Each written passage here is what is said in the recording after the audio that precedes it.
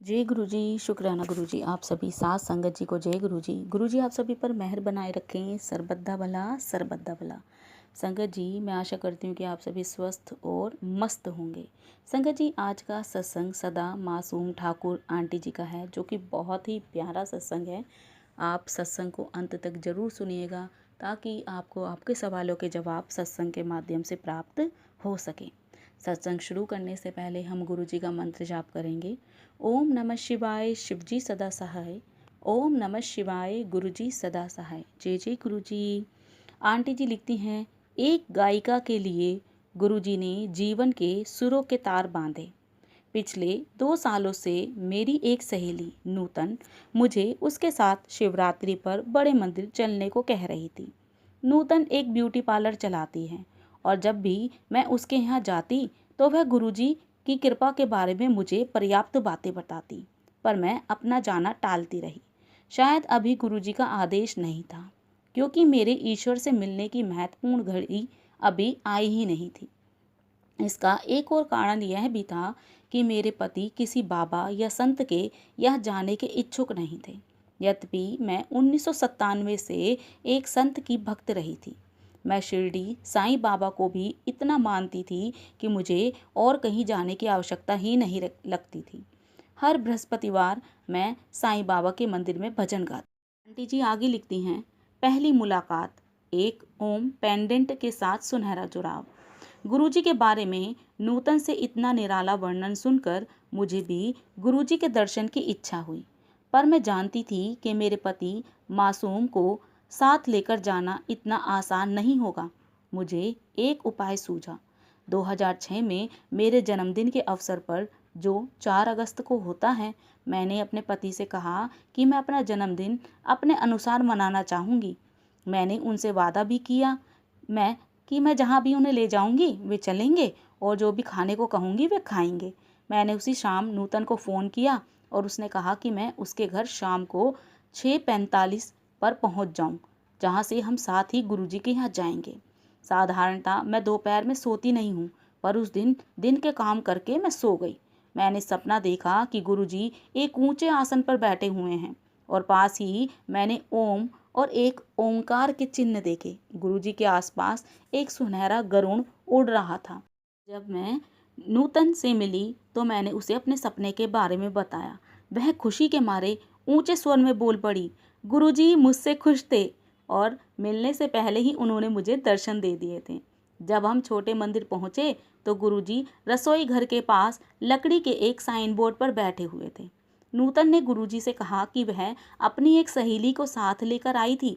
गुरुजी ने अपने सरलता भरे अंदाज में पंजाबी में पूछा, पक्की की कच्ची? वो तेरी अच्छी सहेली है या बस ऐसे ही? नूतन ने जवाब दिया कि मैं उसकी पक्की सहेली थी। गुरुजी ने हमारे काम के बारे में पूछा, की कर देने, क्या काम करते हो? हमने जवाब दिया, हम पेशेवर गायक थे। गुरुजी ने मुझसे पूछा, क्यों जिया गांदे हो? कितना अच्छा गांदे हो? हमने हंसकर जवाब दिया कि जब वह हमारा गाना सुनने के लिए मान जाएंगे तो उनको पता चल जाएगा। जल्दी ही हमें चाय प्रसाद मिला। मुझे ऐसा लगा जैसे मुझे अमृत मिल गया हो। मेरा गला खराब था, पर जैसे ही मैंने चाय प्रसाद ग्रहण किया मेरा दर्द चला गया। फिर गुरुजी अपने कमरे में गए और कुछ देर बाद एक सुंदर चोले में बाहर आए। सत्संग हॉल में शब्द चल रहे थे और भक्त आते जा रहे थे। जन्मदिन मनाने के लिए चुनी गई यह जगह मेरे पति और बच्चों को अजीब लग रही थी, और उनको और अधिक अजीब लगा जब लंगर परोसा गया, जो 4 लोगों को साथ में खाना था। मेरे छोटे बेटे ने कुछ भी खाने से मना कर दिया। हमने लंगर किया और गुरुजी से जाने की आज्ञा मांगी। गुरुजी बोले, ऐश करो आंटी। उन्होंने मेरे पति को सोने का ओम लाने को कहा और यह भी बताया कि उसका वजन कितना हो।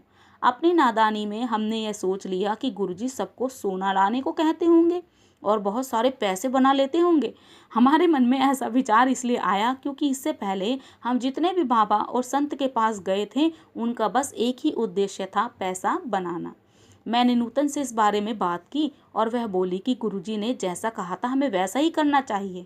बृहस्पतिवार को जब हमने गुरुजी को सोने का ओम दिया तो गुरुजी ने मेरे पति की जन्मतिथि पूछी और फिर उन्होंने मेरे पति को वह ओम गले में पहनने को कहा। अपनी मूर्खता से मैंने गुरुजी से यह पूछने की हिम्मत कर ली कि क्या मुझे भी कुछ मिलेगा। गुरुजी बोले, ओ कमली, एक को ही कनेक्शन हैगा पगली, एक ही कनेक्शन है। यह मेरी समझ के बाहर था। मैं इतनी श्रद्धा के साथ आई थी और मुझे कुछ नहीं मिला, और वही मेरे पति जिन्हें बिल्कुल श्रद्धा नहीं थी उन्हें ओम का आशीर्वाद प्राप्त हुआ। फिर गुरुजी ने मेरे पति से पूछा कि किस जगह से थे। मेरे पति बोले कि वो जम्मू से थे। गुरुजी ने मेरी ओर मुड़कर पूछा कि क्या मैं सरदारनी थी और अंबाला और चंडीगढ़ से थी। मैंने मन में सोचा कि गुरुजी यह कैसे जानते थे, जबकि नूतन को भी इस बात का पता नहीं था। फिर हमने गाया और गुरुजी ने हमें आशीर्वाद दिया। समय बीतता गया और हम छोटे मंदिर शनिवार या रविवार को जा। एक दिन गुरुजी मेरे पति को बोले, बाजा ले आ, आज तेरा गाना सुनिए। अपने संगीत वाद्य ले आ, आज तुम्हारा गाना सुनेंगे। मेरे पति बोले कि वाद्य घर पर थे और हम गुड़गांव में रहते थे।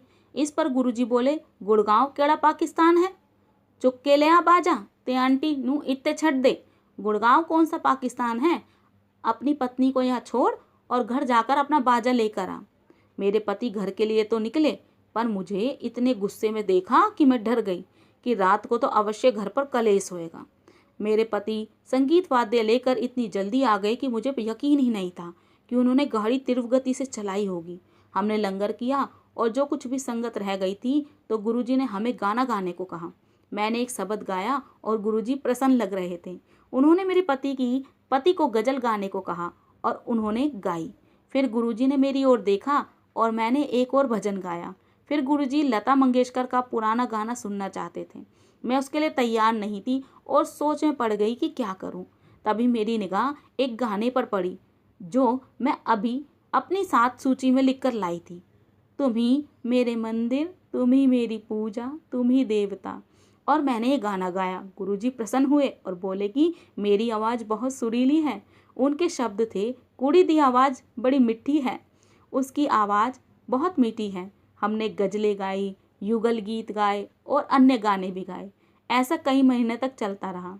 हमें समझ नहीं आया क्यों हमेशा गुरुजी हमें बिठाते और अपनी उपस्थिति में गवाते। वास्तव में वह हमें आशीर्वाद प्रदान कर रहे थे। वह हमेशा कहते, अंकल अपना बाजा लेकर आ, हिट गाने और एल्बम नहीं बनाने। गुरुजी से मिलने से पहले हम बहुत बड़े आर्थिक संकट का सामना कर रहे थे। हमारे बच्चे भी अवज्ञाकारी हो गए थे। हमारे आपस का रिश्ता भी बिगड़ता जा रहा था। मेरे पति कभी मेरी नहीं सुनते थे। हम दोनों की सोच आपस में बिल्कुल नहीं मिलती थी। हमें बाबा, पंडितों और औरों ने कुछ भी करने को कहा, हमने वही किया, पर हालात में कोई सुधार नहीं आया। हमारे रिश्तेदारों ने हमसे मुंह मोड़ लिया।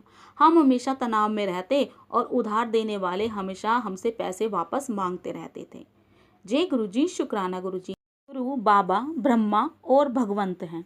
मेरा जीवन से मन उठ गया था और इस तनाव से भरे जीवन में मैं छुटकारा पाना चाहती थी। एक दिन हर ओर से निराश होने के बाद मैं छोटे मंदिर के एक कोने में बैठी रो रही थी। मुझे ऐसा लग रहा था जैसे कि मेरी सारी प्रार्थनाएं व्यर्थ थीं। पहले मैं कृष्ण भगवान को पूछती थी, फिर साईं बाबा को, अब फिर मैं यहाँ गुरुजी के चरणों में आकर बैठी थी। मैं यहाँ क्यों और किसके लिए क्या कर रही थी? मुझे यहाँ से क्या मिलेगा? हाँ, यह सच था कि थोड़े समय के लिए मुझे मन की शांति मिलती थी, परंतु जैसे ही मैं मंदिर के बाहर आती, आर्थिक परेशानियों की चिंताएं फिर मुझे घेर लेती। मैं सोच रही थी कि या तो भगवान को पूजना व्यर्थ था या मेरी सारी प्रार्थनाएं व्यर्थ थीं, या मैं किसी एक स्थान पर टिक नहीं पा रही थी और बस ऐसे ही एक दिन बिन पैंदी के लोटे के समान हो गई थी। अगर मुझे एक स्थान से कुछ नहीं मिलता तो मैं स्वार्थी होकर तुरंत किसी और की पूजा करने लग जाती। मेरे मन में हजारों शंकाएं थी। अचानक यह शब्द चलने लगा, गुरु मेरी पूजा, गुरु गोविंद, गुरु मेरा पार ब्रह्मा, गुरु भगवंता। शब्द के बीचों बीच में बांसुरी की हल्की धुनी सुनाई दे रही थी। मैंने तुरंत एक चमत्कारी बदलाव देखा। ठीक मेरे सामने मेरे गुरुजी की जगह कृष्ण भगवान बांसुरी बजाते हुए दिखे। फिर मैंने गुरुजी को बांसुरी बजाते हुए देखा। फिर गुरुजी की गद्दी पर मैंने साईं बाबा को मुकुट पहने हुए देखा। एक पल के लिए तो मुझे कुछ समझ नहीं आया और मुझे लगा कि यह सब मेरी कल्पना होगी। मैंने मुड़कर अपने आसपास देखा। संगत अपनी आंखें बंद करके बैठी हुई थी और ध्यान में लीन लग रही थी। मैं उनसे पूछना चाहती थी, क्या जो मैंने देखा वो सपना था या सच? पर मेरी हिम्मत नहीं हुई। लंगर के बाद मैंने अपना यह अनुभव अपने पति को बताया तो वह बोले कि उनको भी ऐसा ही कुछ अनुभव हुआ था। वास्तव में इस परिकल्पना के द्वारा गुरुजी ने हमें स्पष्ट कर दिया था कि वे ही सब कुछ हैं, वह पार ब्रह्म है और भगवंत भी। गुरुजी ने मेरा विश्वास पूरी तरह से जीत लिया था, या मेरा विश्वास गुरुजी में हो गया था। जय गुरुजी, शुक्राना गुरुजी। अपने गानों के कार्यक्रमों के कारण हमें दिन में घर से बाहर रहना पड़ता और मेरे पति को यह ठीक नहीं लगता था कि दिन में बच्चे घर में अकेले हों और हम रात को देर से घर लौटें। एक दिन मेरे पति ने घोषणा कर दी कि वह गुरुजी के यहाँ तब तक नहीं जाएंगे जब तक वह एक अच्छी रकम नहीं कमा लेते, और उन्होंने लक्ष्य के तौर पर एक धनराशि भी तय कर ली। यह दिसंबर 2006 की बात है और गुरुजी की कृपा से फरवरी 2007 तक हमने उतनी राशि कमा ली थी। फलस्वरूप मेरे पति ने कहा कि हमें गुरुजी के पास जाना चाहिए। मैंने भगवान का धन्यवाद अदा किया। जैसे ही हमने गुरुजी के चरण कमलों में माथा टेका, वे पंजाबी में बोले, ओए किधर गायब हो गए सी? आंदे रिया कर, कहाँ गायब हो गए थे? आते रहा करो। मेरे पति ने जवाब दिया कि उनके कार्यक्रम शुक्रवार और शनिवार को होते थे, इसलिए वो आ नहीं पाते थे। गुरुजी बोले, भाई तू जेड़े मर्जी दिन आ पर आया कर, तू किसी भी दिन आ पर आया कर। जल्द ही शिवरात्रि का दिन आया और उस पावन अवसर पर गुरुजी ने हमें अपने संगीत वाद्यों के साथ आने को कहा। शिवरात्रि के अवसर पर गुरुजी ने हमारे गाने सुने और दिल खोलकर हमें आशीर्वाद दिया। सुबह के करीब 3 बजे थे और मेरे पति सोच रहे थे कि वह घर जाकर बियर पिएं। उसी क्षण गुरुजी ने मेरे पति की ओर देखा और बोले, मैंने तेरी डायबिटीज़ ठीक कर दी, कल जाकर बियर पी लेना। मेरे पति दंग रह गए। जहाँ तक मेरा सवाल था, मेरी सोच थी कि गुरुजी ने कहा था कि मेरी आवाज़ सुरीली है, पर मुझे कोई काम नहीं मिल रहा था। हम घर वापस गए और अगले ही दिन मुझे मुंबई से फ़ोन आया और साथ ही एक गायक शान के साथ एक सिंधी फिल्म में गाने का प्रस्ताव मिला। मेरे सवाल का यह कितना अद्भुत जवाब था। जय गुरुजी, शुक्राना गुरुजी। आंटी जी आगे लिखती हैं, गुरुजी ने मेरे पति को एक नया हेयर कट, बाजा और व्यवसाय दिलाया। मेरा स्वास्थ्य ठीक नहीं रह रहा था और मुझे माइग्रेन होता था। जब तापमान अचानक ऊपर नीचे होता तो मुझे भीषण बदन दर्द होता। इसलिए जब मैं मंदिर के एयर कंडीशनर हॉल में बैठती तो मेरी हालत बहुत ज़्यादा खराब हो जाया करती थी। बैसाखी के अवसर पर गुरुजी ने हमें बड़ी मंदिर आने को कहा। हमें गाते हुए सुनकर गुरुजी बहुत खुश दिखाई पड़ रहे थे। जब हमने जाने की आज्ञा ली तो गुरुजी ऐसे शब्द बोले जो मैं आजीवन नहीं भूलूंगी। वह बोले, आंटी मैंने तुझे आशीर्वाद दिया, आज से तुझे कभी बदन दर्द नहीं होगा। मैं उनके यह शब्द सुनकर विस्मित थी। मैंने अपने बदन दर्द के बारे में कभी उन्हें कुछ नहीं कहा था। तब से मुझे कभी बदन दर्द नहीं हुआ है। मैंने भक्ति तो बस थोड़ी ही की थी और गुरुजी के प्रेम और देखरेख की वर्षा हो रही थी। जय गुरुजी, शुक्राना गुरुजी। मार्च से लेकर मई तक हमें कोई काम नहीं मिला। मेरे पति की आदत थी कि अगर उनके पास काम नहीं होता तो वह मेरे और गुरुजी के खिलाफ शिकायत करने लगते। वह बोलते, अगर गुरुजी सब जानते हैं तो वह हमें काम क्यों नहीं दिला सकते? वह हमें कष्ट उठाते हुए देखते हैं फिर भी हमारी मदद नहीं करते। गुरुजी अंतर्यामी, सब कुछ सुनते, पर फिर भी कभी हमसे कुपित नहीं हुए। एक दिन गुरुजी ने अपनी करुणाशील दृष्टि हम पर डाली और हमें पूजा करवाने के लिए कहा। उनके निर्देश अनुसार हमने नियमित रूप से वो पूजा की। कुछ समय बाद गुरुजी ने हमें एक नया संगीत वाद्य खरीदने के लिए कहा और मेरे पति को उनके लंबे बाल कटवाने के लिए कहा। नया संगीत वाद्य खरीदने की बात ने हमें आर्थिक परेशानी में डाल दिया। पहले तो गुरुजी ने हल्के से नए संगीत वाद्य के बारे में पूछा, फिर वह मेरे पति को गुस्सा करते हुए बोले, अंकल बता मुझे, क्या तूने नया बाजा खरीदा? अंत में गुरुजी के क्रोध से हम डर कर मेरे पति ने एक नया हारमोनियम खरीदने का निश्चय कर लिया। पहले उन्होंने अपने लंबे बाल कटवाए, पर जैसे ही उन्होंने आईना देखा वह मुझ पर चिल्लाए। उन्हें ऐसा लगा कि उनका स्टाइल अब खराब हो गया था। पर जब हम मंदिर गए तो सबने मेरे पति के नए हेयर स्टाइल की तारीफ की और कहा अब वह 10 साल जवान लग रहे हैं। गुरुजी मेरे पति के साफ सुथरे बाल देखकर अत्यंत प्रसन्न हुए। वे मुस्कुराते हुए बोले, तैनू बन्ना बना दिता, तुझे बंदा बना दिया। और यह भी बोले कि पहले वो जानवर की तरह दिखते थे। फिर उन्होंने मासूम को नया संगीत वाद्य ना लेकर आने के लिए डांटा। मेरे पति बोले कि उसे खरीदने के लिए उनके पास ना काम था और ना ही पैसे।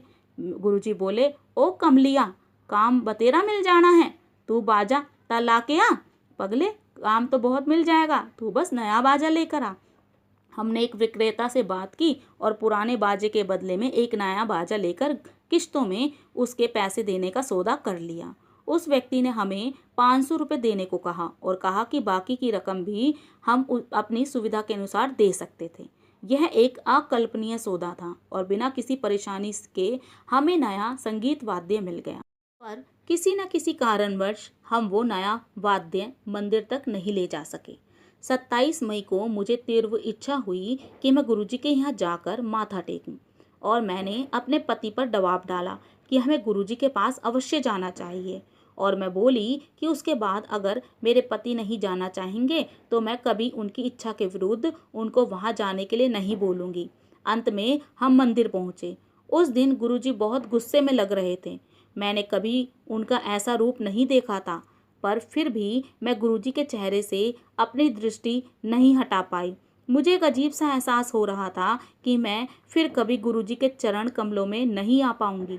आने वाले समय को लेकर मैं बहुत बेचैन और चिंतित थी। फिर अचानक से गुरुजी कुछ शब्द बोले जो मैं मरते दम तक नहीं भूलूंगी। हुण मैं तुण जाना है, मेरे कोल टाइम घट है, अब मुझे जाना है, मेरे पास अधिक समय नहीं है। मैंने उनके शब्दों को समझा और मुझे लगा कि वो पंजाब जाने के बारे में बोल रहे हैं और मुझे लगा कि उनके दर्शन के लिए जा पाना मेरे लिए अब संभव नहीं होगा। गुरुजी ने एक अन्य संगत से भी बातें की और उनके कहे गए शब्द सदा के लिए मेरे हृदय में कैद हैं। गुरुजी को देखते हुए मुझे लगा कि अब वह हमें गाने के लिए नहीं कहेंगे और गुरुजी का हमारे नए संगीत वाद्य के बारे में पूछने का तो सवाल ही नहीं उठता था। परंतु उसी क्षण गुरुजी ने मेरे पति से पूछा कि क्या वो नया बाजा लेकर आए थे और मेरे पति ने हामी भरी। फिर गुरुजी मेरे पति को बोले, तू इतना तनाव में क्यों है?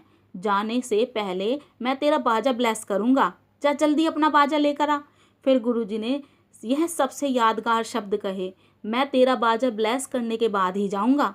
मेरे पति जल्दी से बाजा लेकर आए। गुरुजी ने हमारे गाने सुने और इस तरह उस नए बाजे को अभिमंत्रित किया। जय गुरुजी, शुक्राना गुरुजी। आंटी जी आगे लिखती हैं, शायद इस जन्म में मुलाकात हो ना हो। एक और विशेष बात हुई थी, मेरे घर पर कुछ गाने तैयार किए थे सुनाने के लिए, पर वहाँ मैंने कुछ और ही गाना आरंभ कर दिया। मेरे पति ने मुझे गुस्से से याद दिलाया कि मुझे कोई और गाना गाना था, पर गुरुजी की इच्छा के आगे किसकी चल सकती थी। मैंने जो गाना गाया वो गुरुजी की इच्छा थी। अंत में गुरुजी मुझे लता मंगेशकर का वो गाना गाने को कहा जो मैंने बड़े मंदिर में गाया था। गुरुजी ने वो गाना सुना। उस गाने की दूसरी पंक्ति यह थी, शायद इस जन्म में मुलाकात हो न हो। फिर हमें घर जाने के लिए कहा गया। यह उस दिन का अंतिम कार्यक्रम था और गुरुजी की संगत के साथ आखिरी मुलाकात। 31 तारीख को गुरुजी ने महासमाधि ली। मुझे लगा जैसे मैं अनाथ हो गई। मुझे पता चला कि गुरुजी के जन्म स्थान डुगरी में अंतिम संस्कार किए जाने वाले थे। मेरे पति की तबीयत ठीक नहीं थी, इसलिए हम वहाँ नहीं जा सकते थे। यह सोचकर मैं डुगरी नहीं जा पाऊंगी, मैं स्नानघर में जाकर बहुत रोई। पर रात को करीब 8 बजे मुझे नूतन से पता चला कि अंतिम संस्कार अगली सुबह 11:30 बजे बड़े मंदिर में किए जाएंगे। यह सोचकर महासमाधि लेने के बाद भी गुरुजी ने मेरी इच्छा पूरी की। मैं फिर रोई। मेरे पति मानसिक रूप से बहुत बुरी हालत में थे। उन्हें इस बात का बहुत पछतावा हो रहा था। जब गुरुजी मानव रूप में थे तो वे भगवान से जुड़ नहीं पाए। गुरुजी ने उन्हें पूरी तरह से बदल दिया था। जय गुरुजी, शुक्राना गुरुजी। आंटी जी आगे लिखती हैं, दिव्य संबंध फिर से जुड़ा। यह घटना गुरुजी की महासमाधि से 2 दिन पहले की है। मैं नहा कर ही निकली थी जब मैंने देखा कि मेरे पति ने जो ओम का लॉकेट पहना हुआ था उसमें से इंद्रधनुष जैसी किरणें निकल रही थी। यह वही लॉकेट था जो गुरु जी ने अभिमंत्रित करके दिया था। मैंने सोचा कि शायद लॉकेट पर रोशनी पड़ने से ऐसा हो रहा होगा, पर फिर मैंने देखा कि उस पर कोई रोशनी नहीं पड़ रही थी। वो किरणें मेरे ऊपर पड़ी और मुझे में झुरझुरी हुई। मुझे कुछ समझ नहीं आ रहा था। बाद में मुझे याद आया कि लॉकेट अभिमंत्रित करते समय गुरुजी ने कहा था, तुम दोनों का कनेक्शन एक ही है।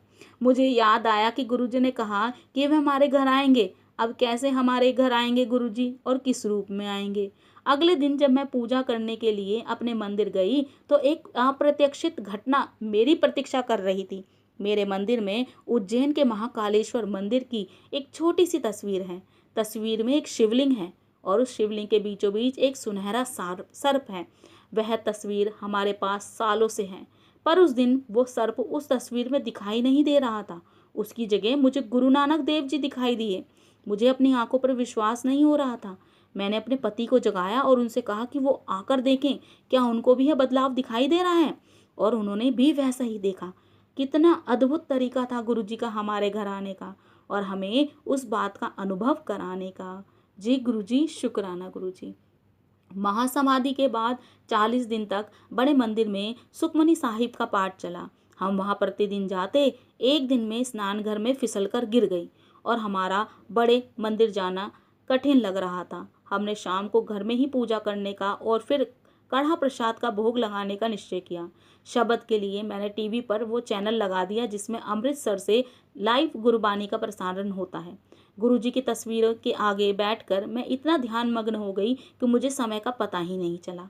शाम की सैर करके जब मेरे पति लौटे तो उन्होंने मुझसे पूछा कि क्या मैंने प्रसाद बनाया था। मैं बोली कि अभी मैंने नहीं बनाया था। वह बोले, कड़ा प्रसाद की सुगंध पूरे घर में महक रही थी।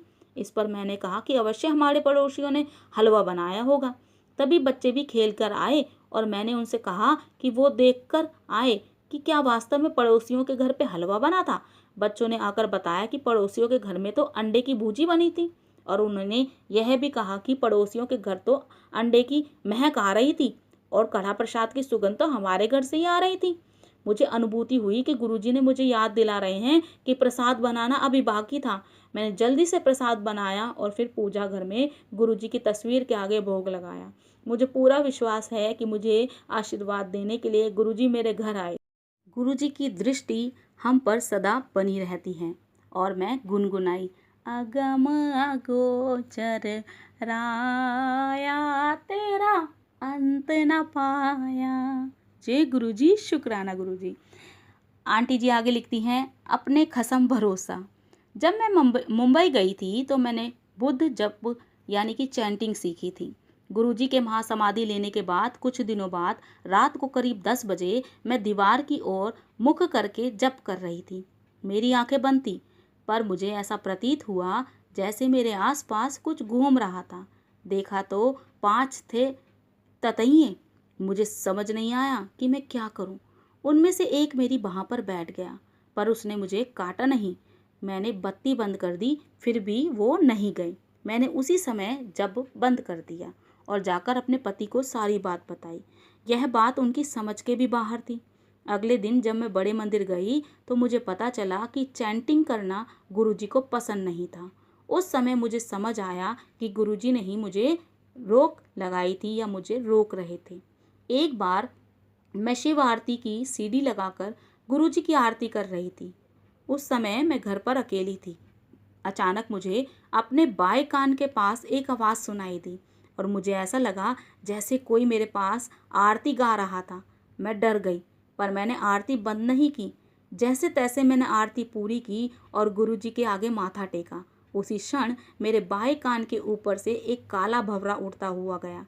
मैं तुरंत समझ गई कि गुरुजी उस समय मेरे उस रूप में मेरे पास आए थे और वह आरती गा रहे थे। मैं व्यर्थ में ही डर रही थी। कुछ दिनों बाद हम एक बहुत बुरे दौर का सामना कर रहे थे। अपना एल्बम निकालने के लिए हमने उधार लिया था, जो चुकाने की तिथि निकले बहुत दिन हो गई थी। और जिस व्यक्ति से हमने उधार लिया था उसने हमें अंतिम चेतावनी दे दी थी अगले दिन अपने पैसे वापस लेने के लिए वह स्वयं आने वाला था और उसने कहा था कि वह अपने पैसे लेकर ही जाएगा। मेरे पति बहुत तनाव में थे और उन्होंने मुझे कहीं से भी पैसों का प्रबंध करने को कहा, वरना उनको बहुत शर्मिंदगी और समाज में अपमान का सामना करना पड़ता। मुझे कोई रास्ता नहीं समझ रहा था। कई महीने से हमें कोई काम नहीं मिला था। हमारे अधिकतर मित्र पहले ही हमें उधार दे चुके थे। हम उनसे और उधार नहीं मांग सकते थे। मुझे समझ नहीं आ रहा था कि मैं क्या करूं और कहाँ जाऊं। मैंने अपने पति से कहा कि मैं पैसे के लिए भीख मांगने कहीं नहीं जाऊंगी। हम बस इतना कर सकते थे कि गुरुजी की तस्वीर के सामने बैठकर उनसे प्रार्थना करें। मैंने अपने आप को गुरुजी को पूरी तरह से समर्पण कर दिया था।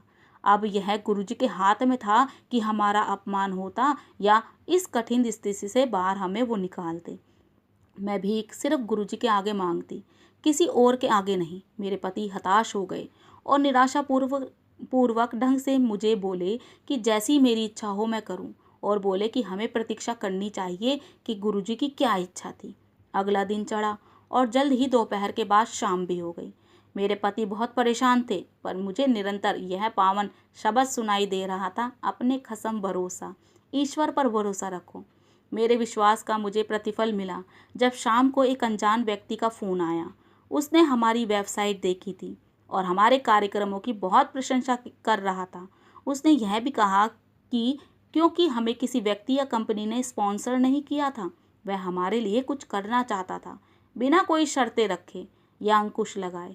उसने हमारे कार्यक्रमों को स्पॉन्सर करने का और उनका खर्चा उठाने का उत्तरदायित्व ले लिया। उसने यह भी कहा कि हमें विस्तृत से कुछ भी बताने की आवश्यकता नहीं थी और हम तुरंत गीतों की रचना प्रारंभ कर दें। वह हमें पैसे भी भेज रहा था। हम उस व्यक्ति को पहचानते भी नहीं थे और ना ही यह जानते थे कि उसे किस प्रकार के गाने पसंद थे। शाम को 5:30 बजे एक व्यक्ति आया और बोला कि उसके मालिक ने पैसे भिजवाए थे और यह संदेश भेजा था कि हम तुरंत काम आरंभ कर दें। जब हमने पैकेट खोल कर देखा तो खुशी से झूम उठे। उसमें जितने पैसे थे उससे हमारे सारे उधार चुकता हो जाते। जल्द ही हमने गुरुजी की पहली सीडी पर काम करना आरंभ कर दिया। हे गुरुजी! उस दौरान गुरुजी मेरे सपने में आए। वह अमावस की रात थी और पहली नवरात्रि की सुबह को गुरुजी ने मुझे हरे पत्ते और नारियल से भरा मटका दिया और विलीन हो गए।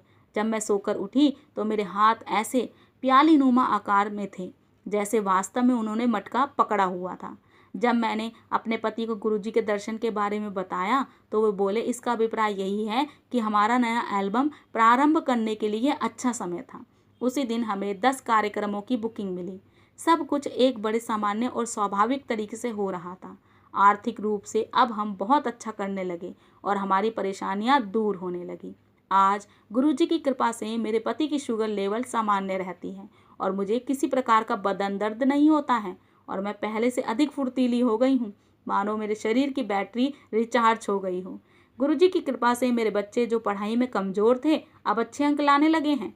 हमारा गाया हुआ हर गाना गुरुजी को समर्पित होता है और मेरा सबसे चुनिंदा गाना है, तुम जो मिल गए हो तो ये लगता है कि जहाँ मिल गया। जय गुरुजी, शुक्राना गुरुजी। आंटी जी आगे लिखती हैं, कैसे गुरुजी हमारी जीवन संपूर्ण और परिपूर्ण करते हैं।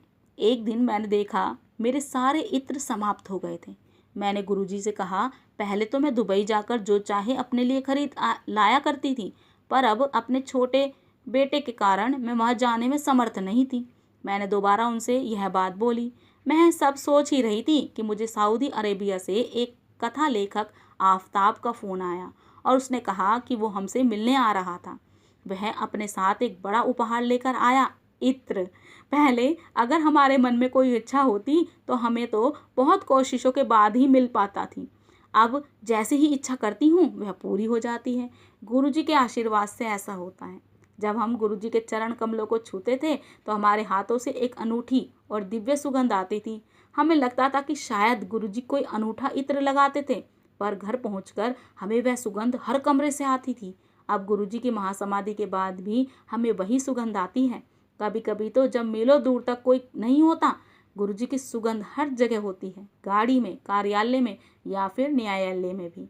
इस तरह गुरुजी आप सर्वव्यापी हैं। आप हर क्षण लाखों को देखते, सुनते और उनकी सहायता करते हैं। आपके करने के माध्यम से हमारी समझ से परा है।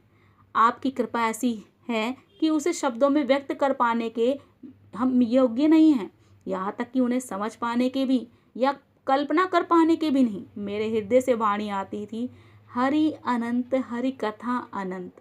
गुरु जी का ना आरंभ है और ना ही अंत। उनकी लीला असीम और समझ से परे है। मैं दिल से कहती हूँ, गुरु जी आप हरि हो, हर हो, हर हो, हर हर महादेव हो। गुरु जी की समाधि पर जब से सबने भस्म में ओम, शिवलिंग और त्रिशूल बने हुए देखे थे, और मेरे घर में गुरुजी की जितनी भी तस्वीरें हैं सब पर ओम, त्रिशूल और त्रिनेत्र भगवान शिव बनते जा रहे हैं। हमें गुरुजी के माथे पर देवी देवताओं के भी दर्शन हुए हैं। बड़े मंदिर में कई बार गुरुजी ने अपनी संगत को दर्शन दिए हैं। मंदिर के पीछे जो झूला है उसे कई बार हिलते हुए देखा गया है। बहुत संगत ने इन दर्शनों को अपने मोबाइल फ़ोन में कैद भी किया है। गुरुजी की भव्यता और महिमा अवर्णनीय है। वह दिव्य शक्ति और दिव्य प्रकाश के प्रतीक हैं, अनादि, अविनाशी और अपरिमित।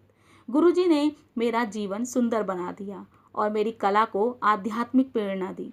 अगर वो ना होते तो मेरा जीवन दिशाहीन होता। गुरुजी ने मेरे जीवन को अर्थपूर्ण बनाया, उसे उद्देश्य और दिशा दी, वरना तो जीवन के भवसागर में वह बिना किसी लक्ष्य या उद्देश्य के बस बीत रहा था। मेरा जीवन एक फीके चित्र के समान था जिसमें गुरुजी ने मनोहर रंग भर दिए और उसे एक सुंदर आकृति दी। मैं एक निरर्थक तार थी, फिर गुरुजी ने उसे अपने दिव्य हाथों से छूकर उसमें से सुर निर्मित किए। मेरा जीवन का जो उदासी और खिन्नता से भरा हुआ था, अचानक एक नया अर्थ और उद्देश्य मिल गया। हमारा पूरा जीवन, गृहस्थी, आमदनी और व्यवसाय, सब में एक चमत्कारी परिवर्तन आया। हम तो बस पीतल थे जिन्हें गुरुजी ने छूकर सोना बना दिया। हम पिंजरे में कैद अपंग पक्षियों के समान थे। गुरुजी ने हमें स्वतंत्रता प्रदान की, हमें पंख दिए ताकि हम खुले आसमान में ऊंची उड़ान भर सकें। अनेकों बार गुरुजी ने बड़े शिवलिंग पर दर्शन दिए हैं। बार बार मेरे हृदय से पुकार निकलती है, हे गुरुजी हम पर दया करो और अपनी अनुकंपा हम पर बरसाते रहो। आने वाले समय में भी हम सदा आपके चरण कमलों में रहें। सो सतगुरु प्यारा मेरे नाल है, सतगुरु प्यारा मेरे नाल है। यही वो है जिसने हमें जीवित रखा है। ये शब्द हमेशा मेरे कानों में गूंजते रहे हैं। मेहरा वाले साइया रखी चरणा दे कोल, मेहरा वाले साइया रखी चरणा दे कोल। गुरुजी आप हमारे परम प्रिय हो, आप हमेशा हमारे साथ हो। हे कृपालु गुरुजी, हमें सदा अपने चरण कमलों में रखना। गुरुजी आप मेरी माँ हो। जैसे माँ को पता चल जाता है कि बच्चे की आवश्यकता का, वैसे ही गुरुजी आप हम पर कृपा करना। आप ही जानते हैं कि हमारे लिए क्या अच्छा है, इसलिए गुरुजी जे ही विधि राखे आप ते ही विधि रहाई। जिस हाल में आप हमें रखें उसी में हम रह लेंगे। प्राय मुझे संगत से गुरुजी के संदेश मिलते हैं। मैं जिन परेशानियों का सामना कर रही होती हूँ उनके हल मुझे सत्संग से मिल जाते हैं। मेरे मन में जो भी सवाल उठते हैं मुझे उनके जवाब सत्संग से मिल जाते हैं। गुरुजी आप जिनके करीब होते हैं वो बड़े भाग्यशाली होते हैं। जय गुरुजी। बहुत ही प्यारा अद्भुत सत्संग था आंटी जी का। और संगत जी मैं आज अपनी वाणी को यही विराम दूंगी। जय गुरुजी, शुक्राना गुरुजी। ओम नमः शिवाय, शिवजी सदा सहाय। ओम नमः शिवाय, गुरुजी सदा सहाय। जय जय गुरुजी।